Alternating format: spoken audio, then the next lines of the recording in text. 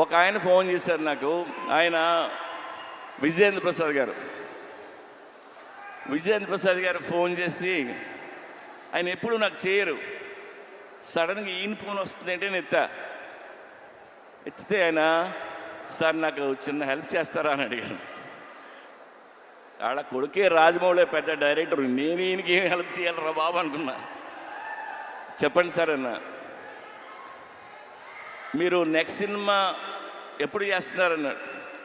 Sir ఇంకా అనుకోలేదు.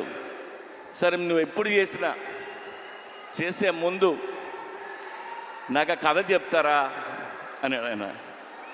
ఆయన ఎందుకన్నారంటే, నాకు ఎందుకన్నారో నాకు అర్థమైంది, నేను వింటున్నా.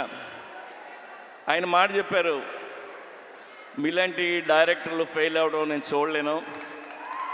ఆ చిన్న చిన్న తప్పులు ఏం చేస్తుంటారో తీసే ముందు నాకు ఒకసారి చెప్పండి సార్.